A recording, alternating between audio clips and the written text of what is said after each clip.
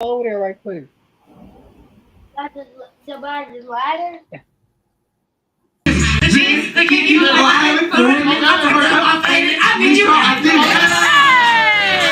Geeked up swag, y'all music bumping. Junkies on the scene, so you know the speaker's thumping. We the hottest thing around, so you know it's nothing. If you say why, we the speaker junkies. We the speaker junkies. We the speaker junkies. We the hottest thing around, so you know it's nothing. So if you say why, we the speaker junkies. If you say why, cause we the speaker junkies.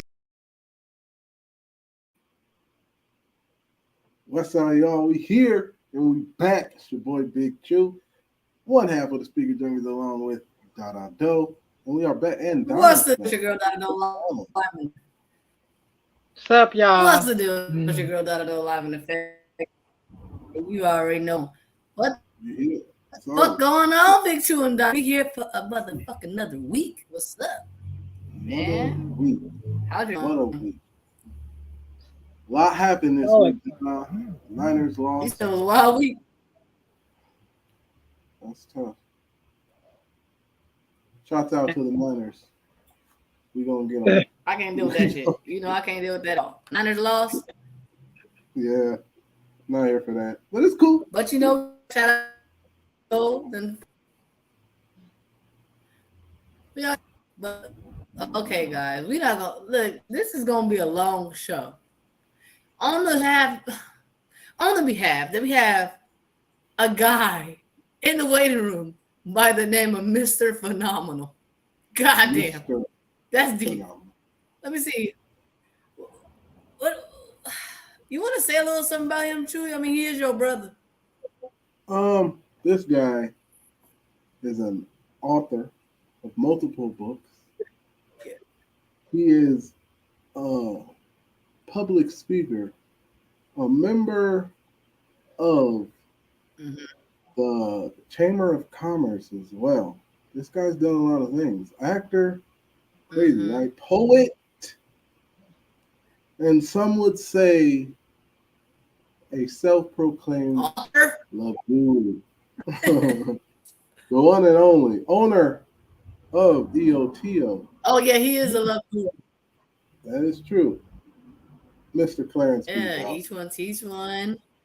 He's the author. 7 books that guy has, I believe. 7 books. Shit. This guy's awesome. I guess he is phenomenal. I guess we should let him in. Hey. Let me see. Let him in. All right, ladies and gentlemen, we're going to bring Clarence B. Bowser, owner B.O. Mr. Phenomenal. 7 books. Shit, this man is on. Let me get him in here. What up, bro? What's going on, y'all? Here he comes. There he is. What's up, Mr. Phenomenal? That is me. How you doing? I'm phenomenal. What's the deal, Judy? I call you Toot because you my cousin, so I can call you Toot.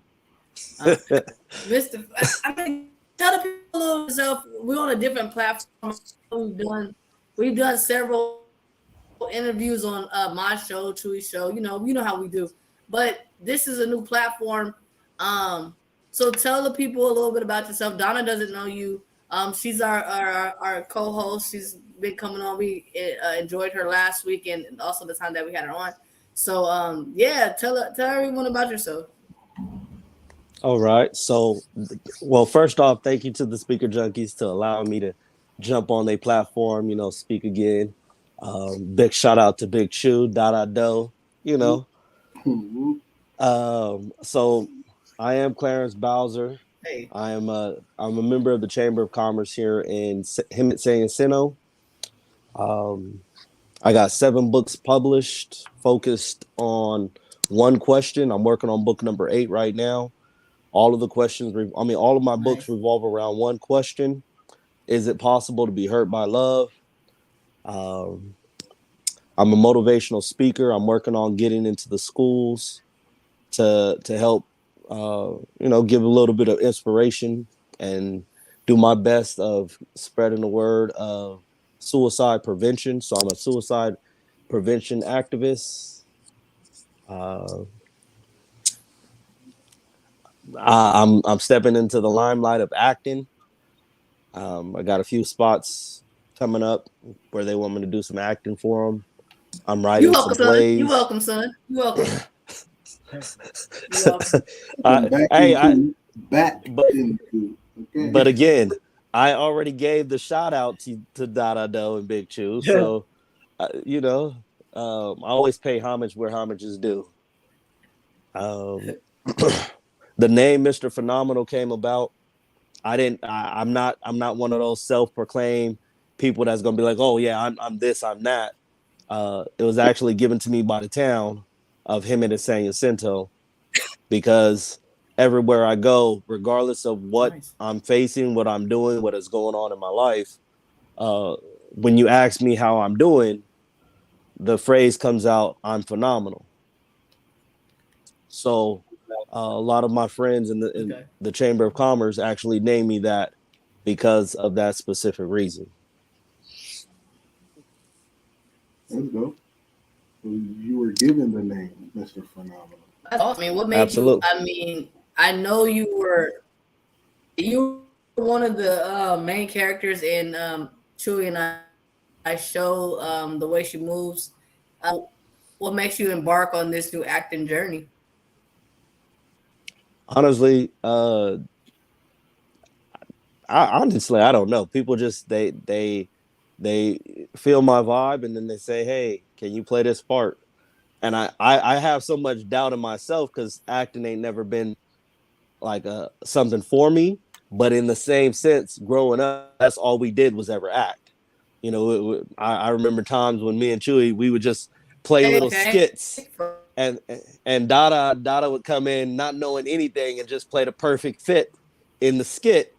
So it was like, it was always something that's been part of us, but I never really tried to pursue it on a higher level just because of self-doubt.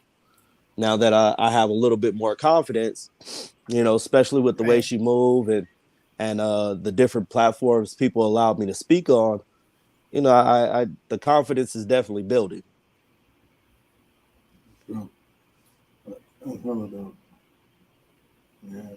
That's good. That's So, good. That's good to hear, man. Also, as far as the suicide prevention activists, like, can you go a little bit into that? I know you've been doing some speaking at certain events. I've seen, your lives, and of course we talk privately.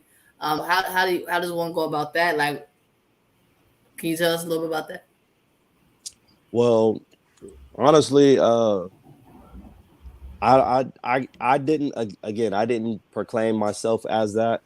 Um, the mayor of Hemet actually awarded me a proclamation for being a suicide prevention activist because he actually heard one of my speeches on suicide prevention. Unfortunately, I still don't feel like I'm a good fit for that because I still battle with suicide. Just a few weeks ago, I tried to take my life. So, but whatever reason, God don't want me to go that route. So there's something bigger at play that I apparently I'm not seeing. So again, I'm not claiming myself to be these things. This is just what people are, the titles that people are giving me. So when it comes to the suicide, I'm 36 years old. 27 years of my life has been, huh? So okay, how does one deal with that though? If you are speaking about these things and you're saying your poems and you're uplifting people to not have to endure those things, how do you get through it if you still struggle with the thought of suicide as well?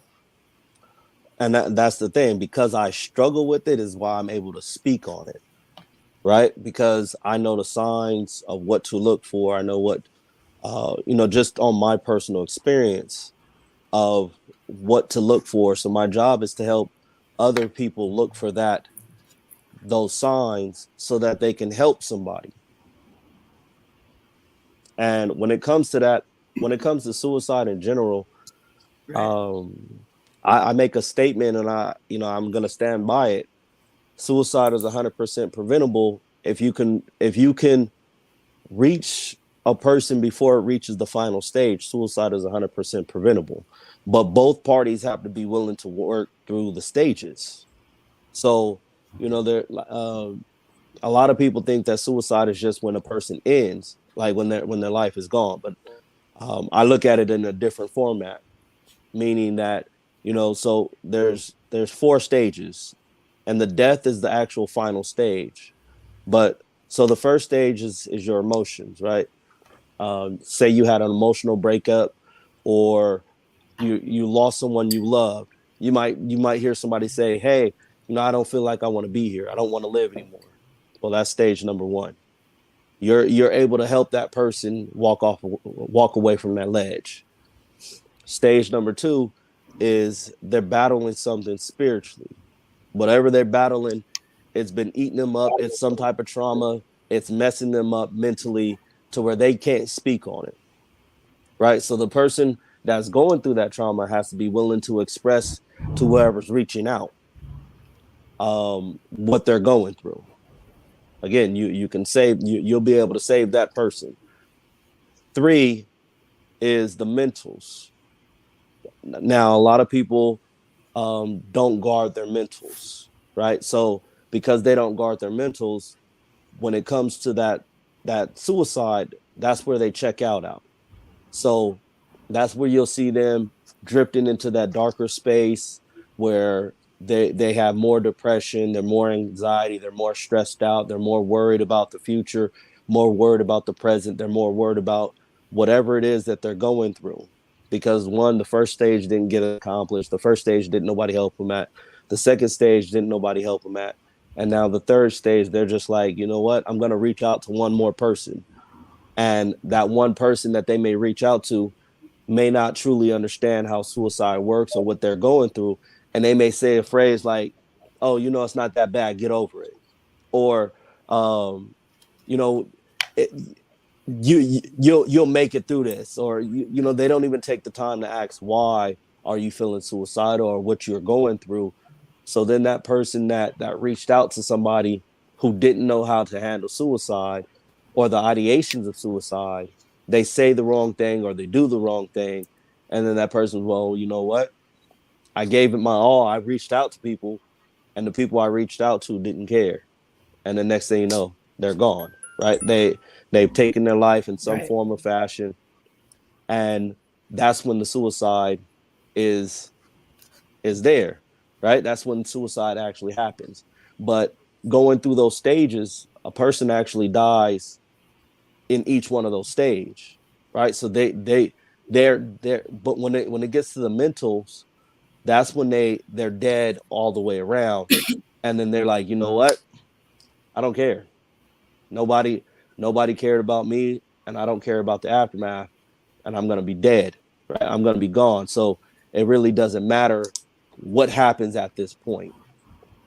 But when I make that statement of suicide is 100% preventable, that's what I mean. If you can reach the first stage, the second stage before it gets to the third stage, you have a more likely chance of getting this person off the ledge.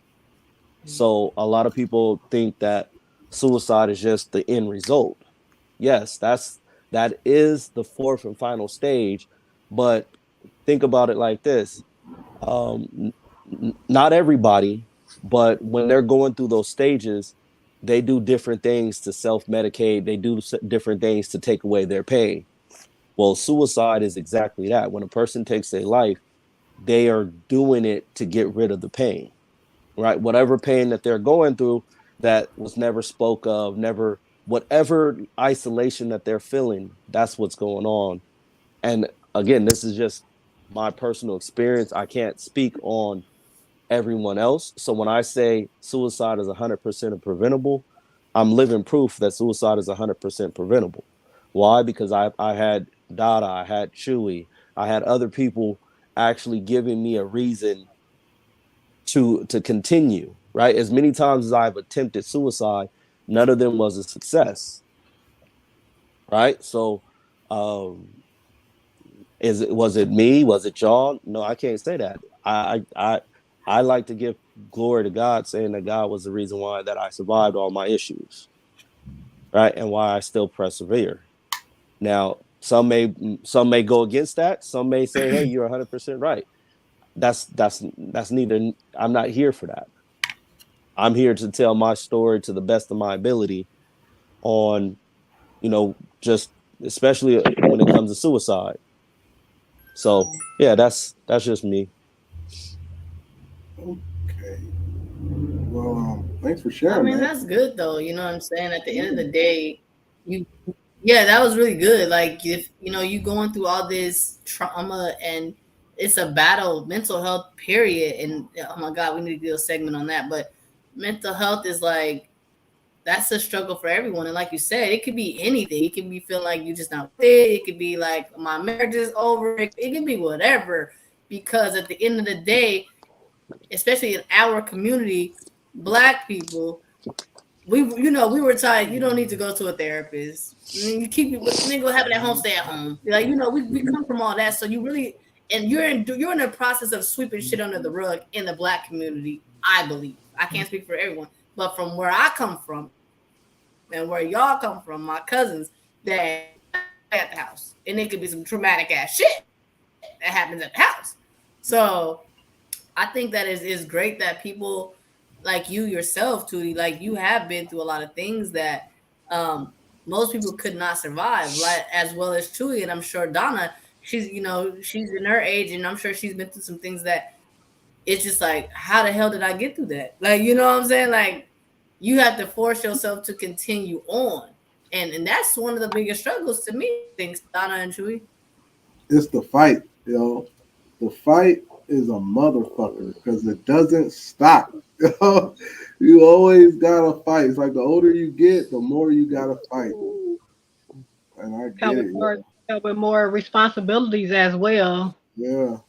I've been Yeah. I've been in and out of therapy since I've been like 11, 12 for mental health problems and suicide prevention talks, and it's a everyday struggle. And how do you get up and give motivational speeches and help people and you going through your own mental health problem?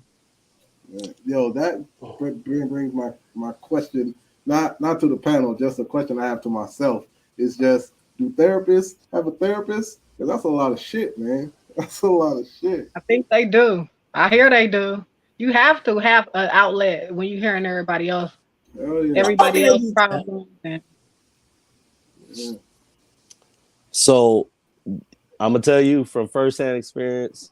That's Yes, good. I want to write a movie about it now. therapists definitely have a therapist. I know because I yeah. Um, but Dada, you are 100% right. Like especially in our community, uh, we are taught. There's a few things that we're taught. One, men don't cry. Men don't show emotions. Men don't express their feelings. So whenever we go through something, we don't have a shoulder to cry on. We don't have, it's always, hey, suck it up. You'll be all right. You like, damn, bro, I'm literally hurting right now. You're like, get over it. What the fuck? I Like, mean, but you will be all right, though. You will be all right, though. Yeah, pain don't last always. pain only lasts as long as we allow it to. And that If come you on, if you if you notice, And it does whenever it takes your family. Yeah. if you've ever It's really noticed, sad though too, because oh man. Go ahead. oh no, I was just saying, if you ever notice Go that, ahead. are you telling? Dolly, I don't know what's going on here. let's talk, bro. I'm talking to you. Go Oh, ahead. You can talk. Go ahead. oh no. So what I was gonna say was, if you ever notice that my brother has a saying that we're a product of habit, right? And sometimes we fall into that same old habit of doing the same old thing, and expecting a different result. But everything that we go through in life is all based on your mentals. You can either respond or you can react to it. And if you decide to respond, that means you're going to take a little bit more time to think about the actions before you do it. When we react, it's just like somebody slap you, I got to slap them back. And that was something that I did growing up my entire life. When somebody did something to me, it was an instant reaction. I didn't give it time to think about it and think about the long-term consequences of my actions. Nope, it was just hey, you hurt me, I got to get you back. But now if we don't take time to really respond to someone and the behavior that they're giving us, then we're going to always keep making the same mistakes. We're going to keep going through the same old process of you hurt me, I'm going to hurt you. You fuck me, I fuck you. You know, but if we decide to ever truly become like a unit, and we actually came up with an idea of how to respond, right? If we all came up with that, because everybody's not going to take the same insult, the same disrespect the same way. But if we learn to respond compared to reacting, the response is going to be a lot better than the reaction, because we actually take time to think about the things. And that this is something again that I'm learning. You know what? Not to cut you off. And you know what I learned over everything doesn't need a response, because it takes too much energy. You know what I'm saying? If you know someone did you wrong, you know that. You know that. I just don't feel like you have to put, like, if you say fuck me, I ain't gotta be like, well, fuck you too, you ain't shit. I ain't gotta say that. Fuck me, that's fine. You know what I'm saying? Like, everything don't need a response. Because, like you said, especially if you don't think about it and you just react. But not saying nothing is a response. And see, that's now in our older age, right? We're wiser. When you think a teenager, we wasn't having that shit. But we was not having that shit. But now that we older, it makes more sense to be laid back and be like, all right, look, what's really going on here at the end of the day? Yeah, and you gotta look at the whole picture, because when you mad, you just mad.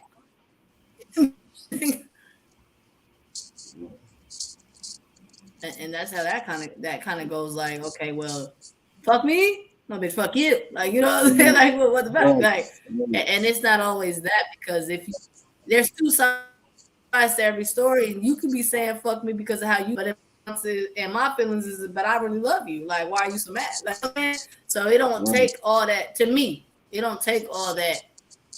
Shout out to East Oakland. By the way, I wanted to say that real quick, because East Oakland is the comments and they are writing. Shout out to y'all. They love the conversation. Shout out to Donna, because she brings all the East Oakland people when she gets on the show. Love forever. That's awesome. Tootie, you are helping a lot of people. They're really happy about what you're saying, and they're thankful for this. They say they need people like us in their community, so that's awesome. But especially not to like take it off the suicide topic. We just don't. What'd you say, Donna? What'd you say? I don't remember. Oh, I don't know. She said, especially me. Oh yeah. I'm still learning how to not just react so fast, to sit back and think before I act. It's hard. It's a lot. It's hard. Yeah. Like it's difficult. You know, like, it's difficult to go against what you're so normally used to doing, right? Yeah.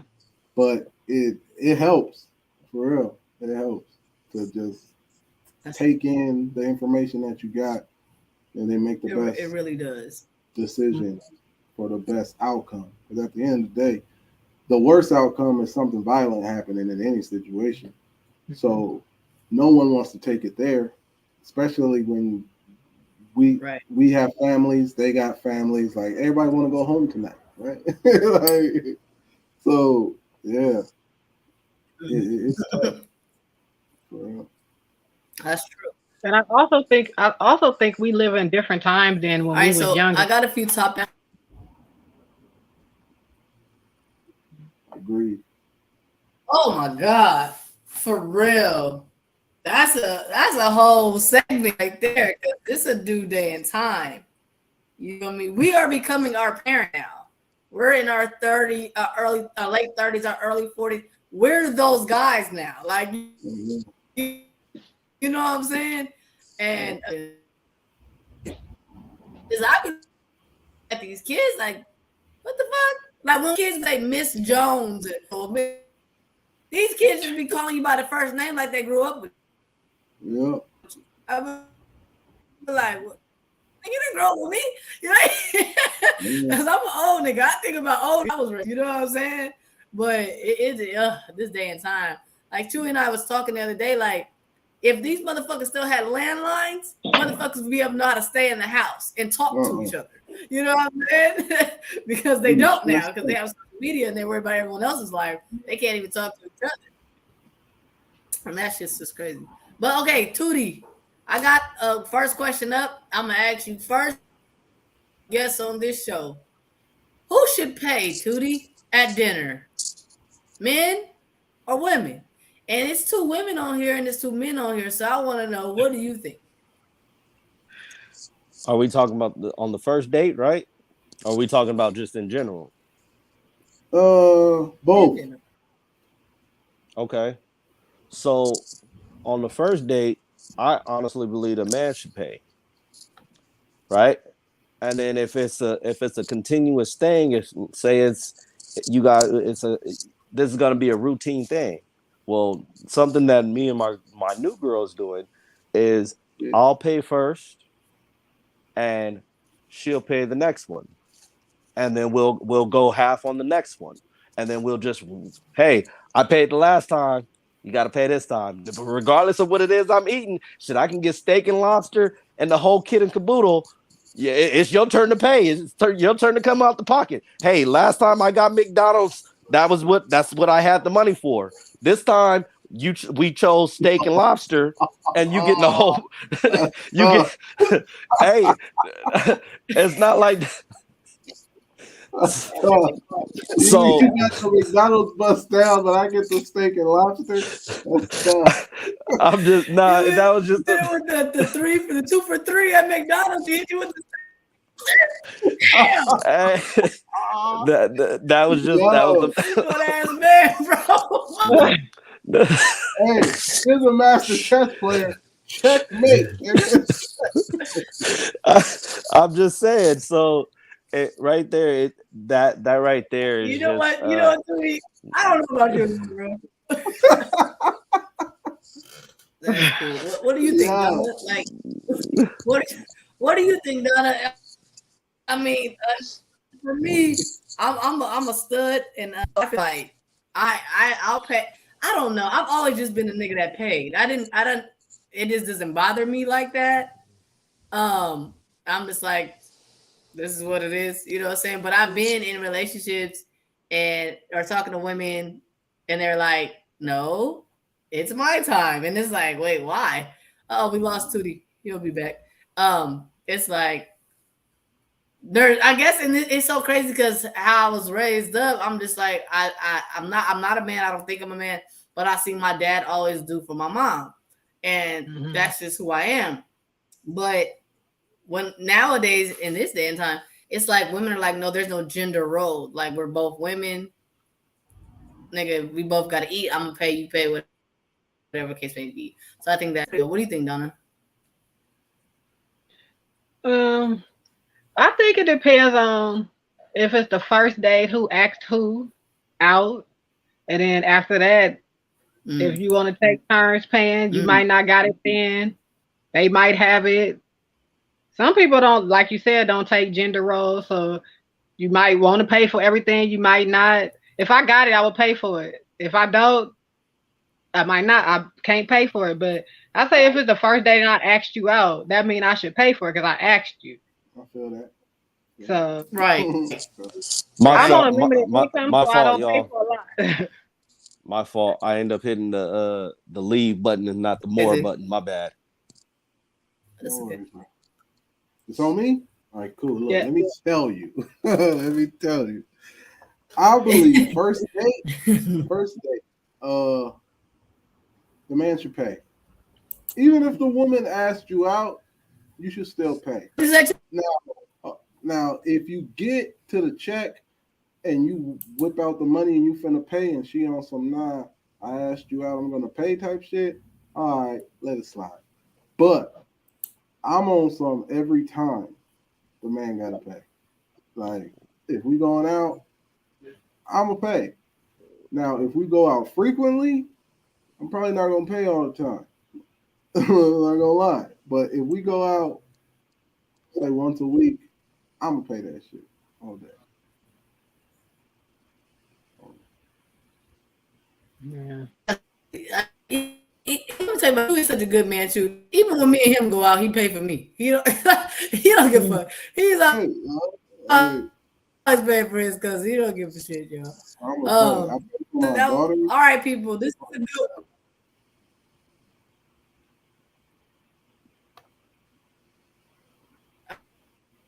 What's next?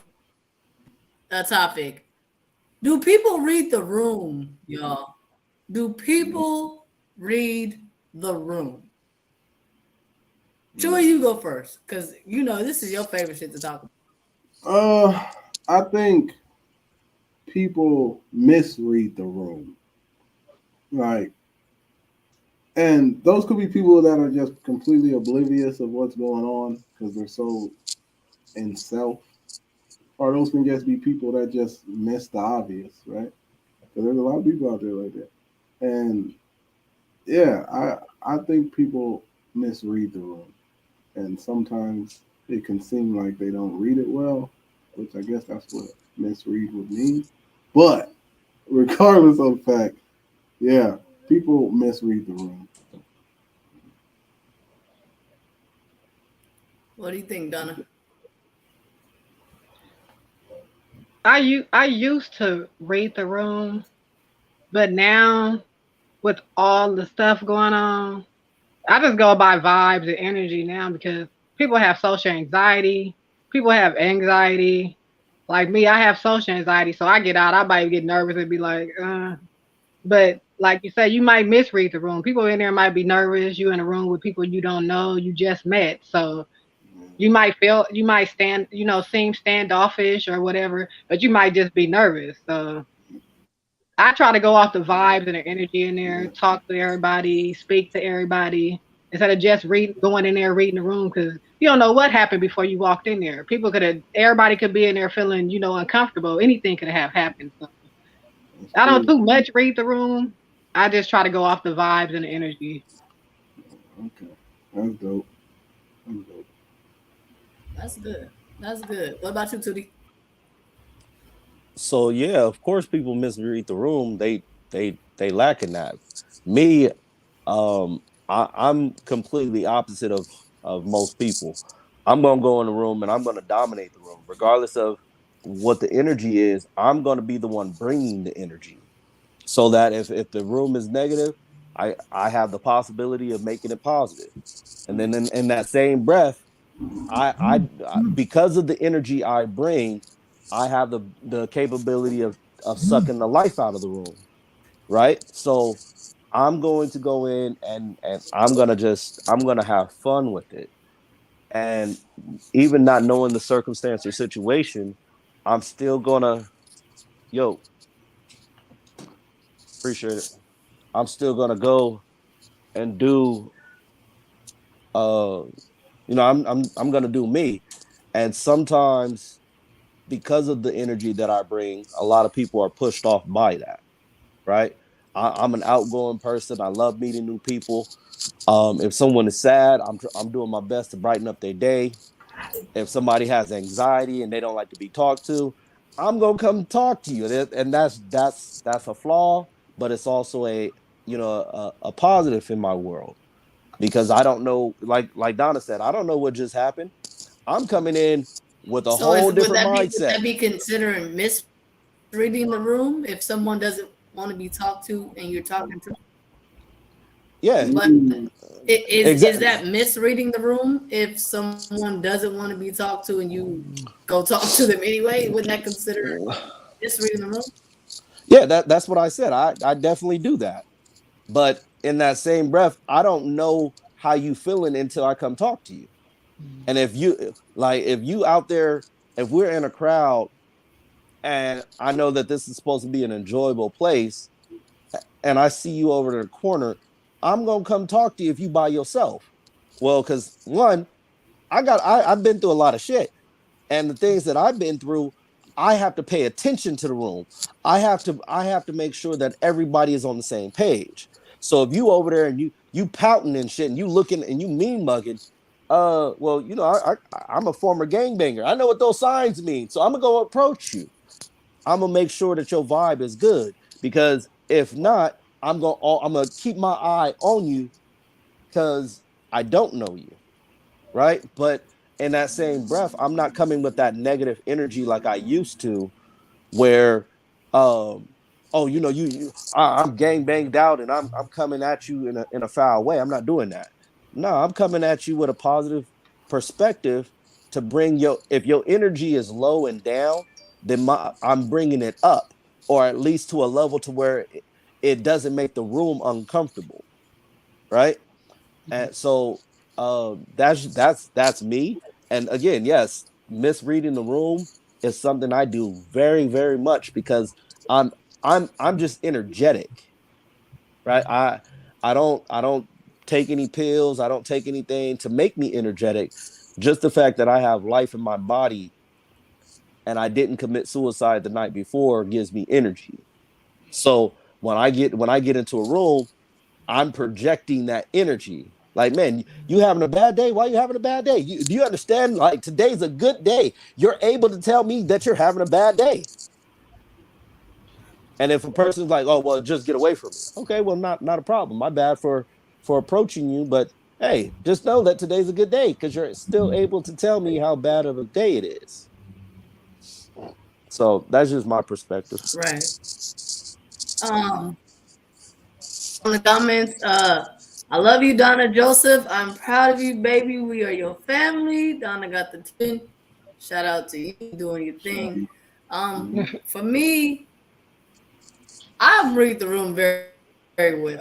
Okay, if I feel like something's wrong, okay, I'm gonna sit back and let it play out because one, and I'm like you too. You know me. I'm super energetic. I'm here to light up the room. When I walk in the room, it's like, listen, what's the deal? Like, let's turn this bitch up. I want to have fun. What's up? Who's sad? Let's hug. Whatever we got to do, let's do it.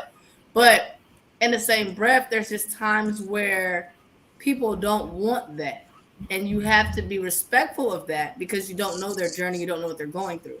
So you have to allow them to warm up to the room. That's just what I personally believe because I've had days where like Chewy can come in the room like, "What's up, Dada? We about to turn up," and I'm like, "No, nigga, we're not gonna turn up. I'm mad." Like, you know what I'm saying? But he would know that because he's a good room reader as well. So that's how that goes. But I think it's definitely, you know, it's definitely a good thing to give people their space and to allow them to adjust to who you are. And like you said, you always coming through ready to do everything and shit. And it's like, boy, calm down. I'm sad. Like, you know what I'm saying? It's always been that with you. But we're not gonna lag that question too long. I got another question for you guys. When is it time to let go? That could be relationships, that could be your business, that could be your job, that could be your friend. Because I got friends I had to let go. So I'm gonna give this one to Donna. When is it time to let go, Donna? Yeah. I don't know. I don't know. I just at this point, I just let people walk walk themselves out. I've been losing people left and right, and if it's worth fighting for, it's worth fighting for. It's some things just not worth fighting for. Not the energy. Life is short. We all going through stuff. I don't I don't even really know. I just Yeah, that's true. some stuff's not worth fighting for anymore. Friendships, relationships. I've been losing friends. Well, people I thought was friends. One-sided friendships. One-sided whatever at this point. It's just the energy. I It's like so that. I got It other takes two to stuff going on tangle. for me to be fighting. Yeah. I like that. Everybody gotta be fighting at the same time with the same percentage. I don't want to be fighting 50% or 60% and somebody else fighting 40%. That's not gonna work. It gotta be 50-50, or it could be over. Friendship, relationship, whatever it is at this point. It ain't okay. And I agree with you on that because it's times where, to me, I find myself where I'm like, I'm always texting my friends or my family or calling. Nobody calls me. Like, no one calls me. Okay, like no one calls me, no one texts me. I'm always like, what you doing? And I'm starting to feel like, well, damn, that this is not 50-50 because if I take my time out to think about you, whoever you are, to call you or check on you to see if you're breathing, why can't I get that same thing in return? Not that that's what I'm asking for, but in the same breath, you will want to feel like, oh, they care about me too. It's not a one-sided situation. And even when it comes to relationships, I'm never like, let's be. I want to be. You're gonna be 100. We're gonna be. That's how I am. Give you my all, and if you can't do that, then it's time to go. You know what I'm saying? And some things are harder to let go than others, especially like marriage and shit like that. That shit hard. That shit is not easy to let go. You know what I'm saying? But in the same breath, at one point, you have to take the time out to look at yourself. Like, how's this helping you? If you're putting all this effort in this person, whatever, why don't they care that same much about you? So to me, it's just like when enough is enough. I had that topic a few weeks ago. You know what I'm saying? But it just is what it is. People hold on to things. I some of that. But you know, when you know, you know. You know what I'm saying? What you got for me, Chewy? I'm on some. When it's time to let go, I'm on some. You are tired or done with giving your energy to this person, and not even a person, but anything, whether it's a craft or it's a person, anything. When you're done, you stop giving your energy towards that particular thing, and that's when it's time to let go. And that goes to even say, I'll use a person. Say you're with someone, and the energy that you normally gave them, you find yourself decreased in that energy based on time, based on the person, based on the repetitiveness, based on the lack of growth, whatever. And that's when it's time to let go. Like you should definitely, like you guys been saying, you should definitely match energies at all times. And that goes with anything in life. If you want to do something, you want to start something, give that energy to it, all the energy that you have to give to it, and keep it there. Just keep going and keep grinding.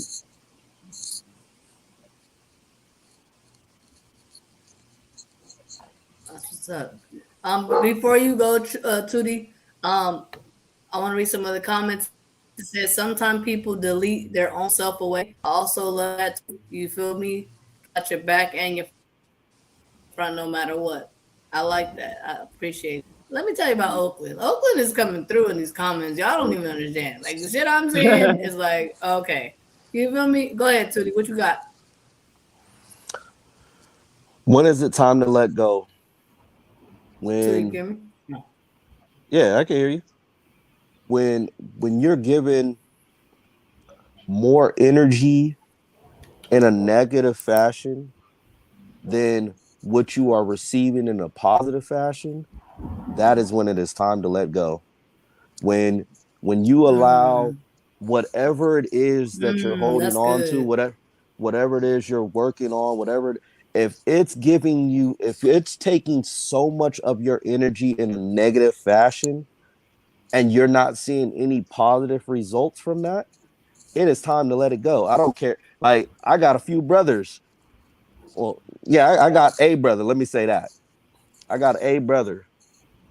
My man just he just don't want to let it go, regardless of how negative the energy is. And me personally, I'm working on that. I'm working on letting go of the suicide. Why? Because I don't want my story to end from suicide. I'm 36 years old. I don't want my life to be, I don't want people to tell my story and then at the end it was, oh, he killed himself. That's too much energy to be focused on that. It is way too much energy. I'm not seeing nothing positive come from that. Nothing positive comes from that. But that's something that I'm working on letting go. But definitely when you give your energy, when it's too much negative energy being drained from you, then that's when it's time to let it go. It's good. That was a I good feel that. question and a good answer. That's fine, and that's just for everything. You know what I'm saying? Yeah, that was really good, Tootie. I like that. That's just true though. You know what I'm saying? People hold on to things longer than they should. You know what I'm saying? That's one thing I know. I can speak for myself, and I'm sure you guys can speak for you guys yourself. But it's like you hold on. There's been a point in your life where you held on for something that you knew was over. You are it was the, you got that heart. You still love them.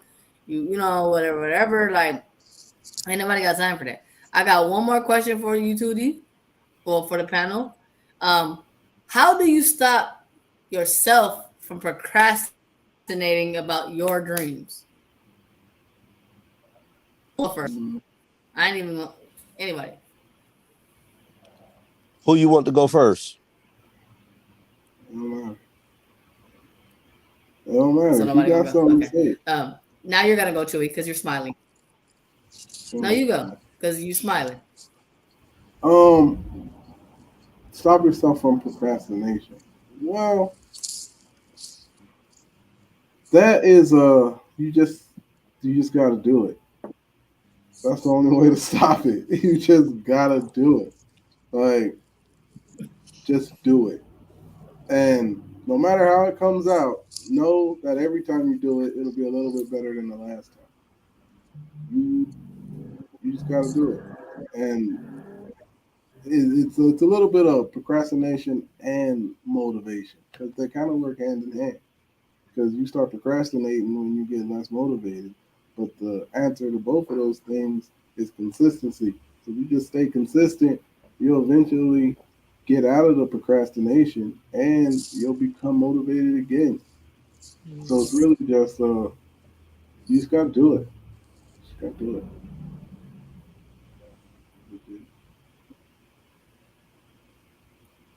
I feel that. What you thinking, Tootie? Mr. Phenomenal. Well, I mean, because it's you're doing a lot. So how do you stop yourself from procrastinating? it it is a determination. Where do you want to see yourself? What goals do you want? How bad are you determined to accomplish those goals? When do you want it to happen? If a person say, I want to lose weight, and they say, okay, this is what I'm going to do. I'm going to walk from here to there, right? I'm going to walk 5 miles to get to start losing weight. But then the next morning happens and they don't even take that first step. Well, are you really determined on losing the weight, or was it just something you just wanted to say to make people, to hey, yeah, I'm gonna be losing weight. I'm gonna walk 5 miles every day. Well, that first step is always the hardest, right? But like Chewy said, it's the consistency.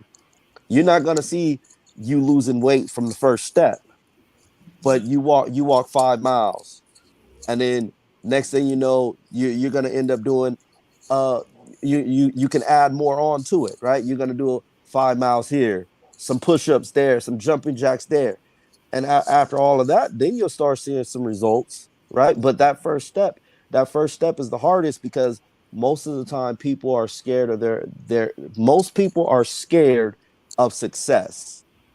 Meaning, if I take this first step, what's gonna happen? If I take this first step, man, I'm so comfortable in this weight that I got. If I take this first step, man, I don't think I'm gonna be able to make that 5 miles. So we kill ourselves and shoot ourselves in the foot by the lack of belief within ourselves. So that first step is where it's going to start to stopping your procrastination. Whatever it is that you have a goal that you want to put together, well, if you never see yourself accomplishing that goal, or if you never see yourself at the end goal of where you see yourself after it's all finished, then guess what? You'll never get started. So if you have a vision, how people say, "Oh, I can't do something. I can't go after something until I see it first."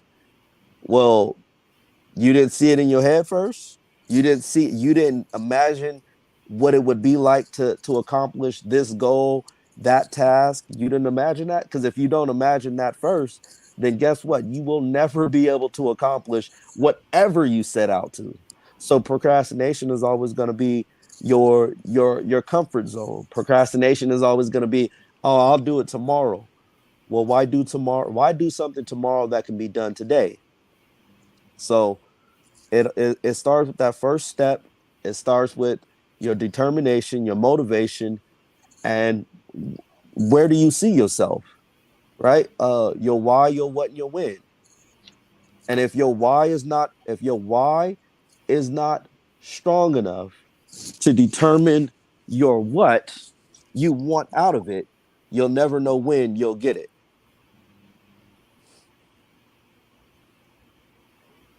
Okay, Claire, come through with the conversation. I see you, cousin.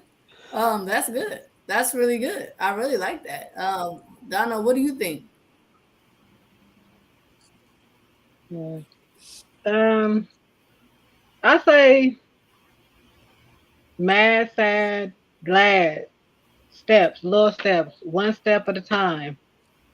Like they said, I read something the other day. It said, we all think we have time. Don't know how much time we have left. So do it. Do it now. Mm, You don't mm. have to go full force. One step a day, one step an hour. I had to learn that. We all think we got time, but how much time do we have? We don't know. So go for it.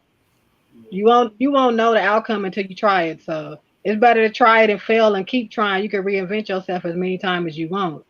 As long as you go for it. And that's Mm, all. That's it. that's good. That's real good. I like that. That's good.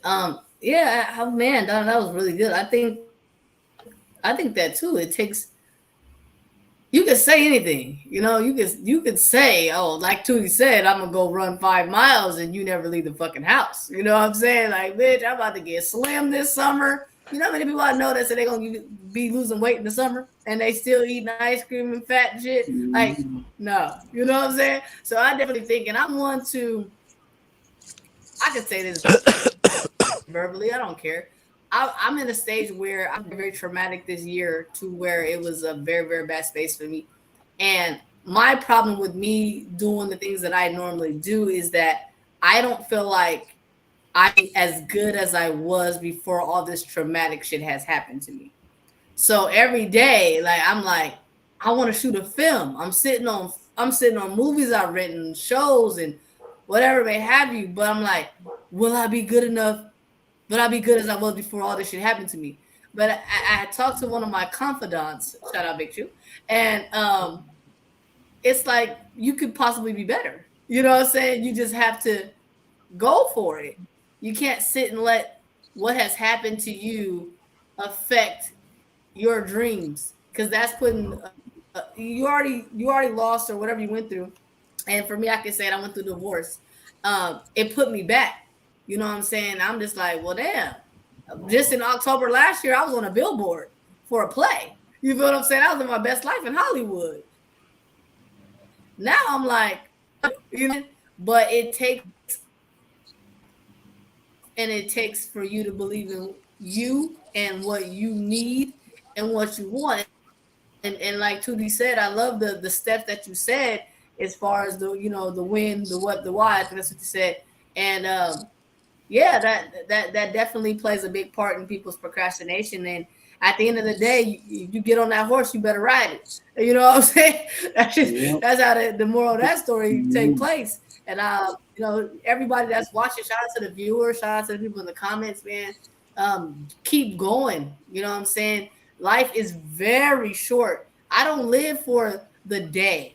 Like I live for sun up to sundown type shit because I don't know. I can't say tomorrow we finna go to the mall. I can't say that shit. I might not wake up tomorrow. So for me, I'm at a stage right now where I just have to do what I do. And if some days you don't feel like you can do, but then you have to have those people around you. And I'm not trying to gas Chewy up because Chewy ain't shit. But Chewy is my cousin, and he always motivates me to say, girl, get the fuck up and go do what the fuck you gotta do. Like, stop calling me with this shit. And I call him every day. I swear to God, I call him every day. Like, dude, I don't know why I can't. Well, you can. And he hates the word can't. And that's one thing I'm learning to take out of my vocabulary as well, because I know what I can do.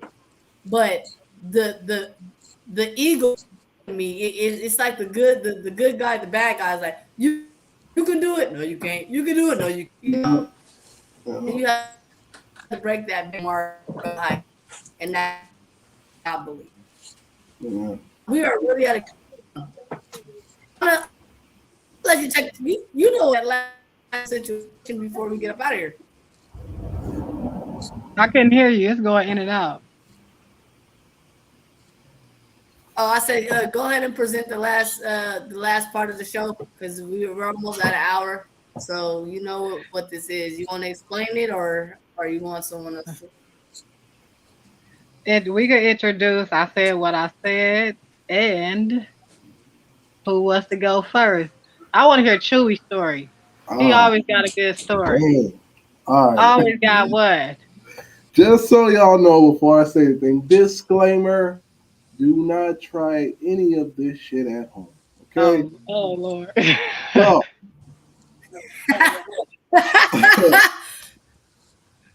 I know someone who, it's a short story, it's not long, it's just a little something. We were strapped for cash, needed some cash, had a bank account, okay?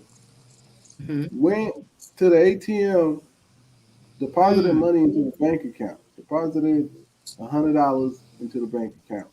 No, I lied. It was $200 into the bank account. If you do it from the ATM, they don't know what the hell you're giving them. $2 went in that ATM. $200 came out of that ATM.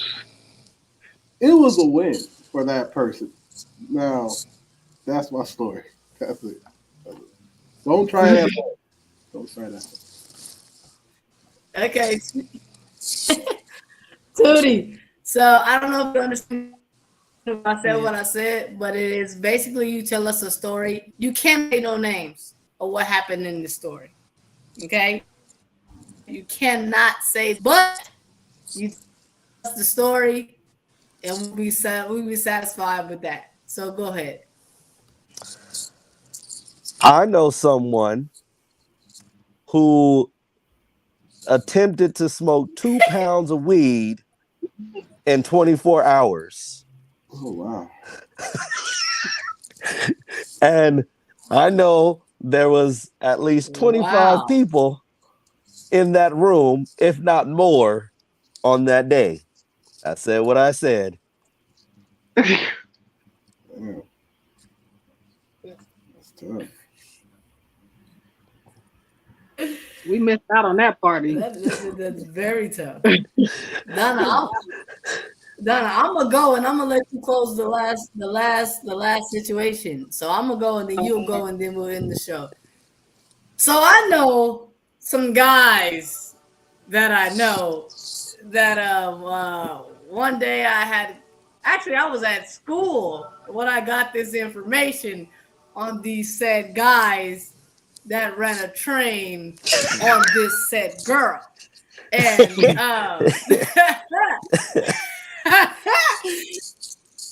and I thought these were some very respectable guys, but come to find out, they nasty. You feel what I'm saying? And they boasted about this that they had. They nasty. Donna, go ahead. I'm gonna leave right there with you. All right. Remember going to a party and a big brawl breaks out. Everybody fighting. Somebody get chased down the hill fighting. The person jump in the car, try to run people over. People jumping out the way, jumping through cars. Just a big brawl. SWAT team, helicopters, cops had to come and shut everything down. That was the second party I've been to where cops had to shut everything down from it being a brawl. Girls, boys, people in wheelchairs, everything. Didn't matter. I ain't gonna say who party that was, but I'm sure some people on here know who it was. I'm not saying all Donna's stories end with violence. Is it me or Donna's story always ends with violence? Is that the East Oakland in you, Donna? Yeah. But man, I want to thank everybody for tuning into this segment. This was a beautiful segment. Man, Mr. Phenomenal came through. Donna, you know what? I know you're gonna agree with me. We gotta have you next week, Donna. You're a good panelist. We enjoy the things you say and the things you bring to our show. Tootie, you can go ahead and shout out your information so people can follow you that know what you're doing. EOTO, teach one. Go ahead and tell us a little about that too before you go, so people could know. And yeah, we're gonna end this off. We had an hour, so go ahead and drop your information and stuff, and let's do it. So you can find me on Facebook at Clarence Bowser. You can find me on Instagram, Clarence_Bowser07. I'm here on YouTube at TUTU Bowser. What else? If you Google my name, Clarence Baylock Bowser, aka Tutu, it'll show you where you can buy the books that I have that are available for purchase. Like I said, book number 8 is on its way. And I was told so many times not to do my slogan, so I'm not going to do it. But I got to do it. I just got to do it one time for the foe. It's your boy, Clarence B. Bowser, and I'm out this thing, It. Hey, you go, Mr. Taking that I do not mess this lady's name up because she's been rocking with us to the show. I believe her name is Michelle Cole, and she's been coming through with everything, and I love that. She's from East Oakland. She's making that shit very known in the comments. You hear me? I appreciate you for supporting Donna, and I just love Donna. She's so dope. Her energy is awesome. But also before we go, Donna, I want you to tell the people about your book club that you were telling me about. It's books for the heart and soul book club on GroupMe. We still trying to get it up and going. I started it, but as you know, the question is how do you stop procrastination? So procrastinating, but I'm ready now. Podcast, hopefully y'all gonna help me with that. Gonna hit Clarence Bowser, ask him about the motivational speaker and starting a book. I keep trying to start one, but I don't know if I want to do a fiction or a personal. So yeah, I'm glad y'all have me on here, and I love this platform. Hey, shout out to you, Donna. Shout out to you. Shout out to y'all. Well, you Thank got people in the comments saying, Donna, come back to the show. You make the show good. y'all. Thank y'all. She said, Donna, come back to the show. You got fans in the comments wanting you to come back to the show. And I'm going to shut up and I'm going to let Big Chew take us out. I thank you guys both for coming on the show. Big Chew, go ahead. Thank All right, y'all. what's up, y'all? It's your boy Big Chew, and we're here, and this is the end of the Geeked Up Nerd Talk with the Speaker Junkies, also with Donna and our special guest today, Clarence B. Bowser. Thank y'all for coming out shooting through. My mixtape RNC drops on Sunday, November the 20th. I had to shoot that plug in there. But anyway, y'all be easy, man, and thanks for tuning in. We'll holler at y'all, man. We out.